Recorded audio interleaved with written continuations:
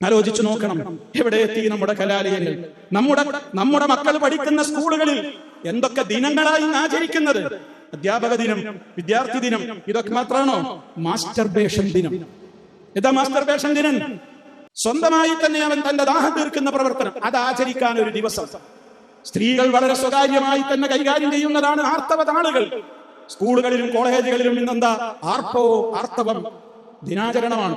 ആർത്തവത്തിന്റെ ദിനങ്ങൾ അവർ ധരിക്കുന്ന സ്വകാര്യ പാഡുകൾ പരസ്യമായി മതിലിന്മേൽ ഒട്ടിച്ചു വെച്ചുകൊണ്ട് ആർത്തവത്തിന്റെ ദിനമാചരിക്കുന്ന ആളുകൾ. സ്ത്രീകളുടെ ലൈംഗികാവയവത്തിന്റെ അതേ രൂപത്തിലുള്ള കളർ ലൈറ്റ് ഇട്ടുകൊണ്ട് അങ്ങനെയുള്ള കവാടങ്ങൾ തീർത്ത് ആ കവാടത്തിനുള്ളിലൂടെ സമ്മേളനഗതിയിലേക്ക് ആളുകളെ നയിക്കുന്ന പൈശാചികത വിളയാടുന്ന കാലം. ഇത്രത്തോളം വൃത്തികെട്ട ഒരു കാലഘട്ടത്തിൽ ഏത് രൂപത്തിൽ ആരെയും ഒരു പുരുഷന് പ്രാപിക്കാം, ഏത് പെണ്ണിന്റെ കൂടെയും ജീവിക്കാം, വിവാഹമൊന്നും അതിനാവശ്യമില്ല എന്നാണ് ഇന്ന് കുട്ടികൾ പറഞ്ഞുകൊണ്ടിരിക്കുന്നത്. കുടുംബം അതൊരു ഭാരമാണ്, വിവാഹമോ അത് ഉത്തരവാദിത്തമാണ്. എന്തിനാ അങ്ങനെ? ഇവിടെ പാറി നടക്കുന്ന പറവകൾ കല്യാണം കഴിക്കുന്നുണ്ടോ? അവർ കല്യാണം കഴിച്ചിട്ടല്ലോ.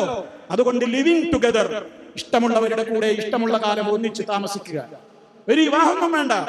ഇഷ്ടമില്ലേ, തമ്മിൽ പിരിയുക, വീണ്ടും മറ്റവളെ തേടിപ്പോവുക, അവൾ മറ്റവനെ തേടിപ്പോവുക. ഇങ്ങനെയുള്ള ഒരു സ്വർഗരാജ്യത്തെ അത്രേ, അവരുടേതായ ഒരു സ്വർഗരാജ്യത്തെ അത്രേ ഇവരിവിടെ സ്വപ്നം കാണുന്നത്.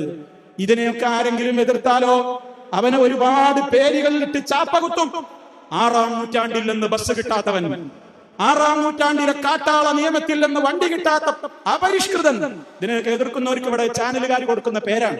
ചില ബുദ്ധിജീവി ചമയുന്ന ആളുകൾ അവർ നൽകുന്ന പേരാണ്.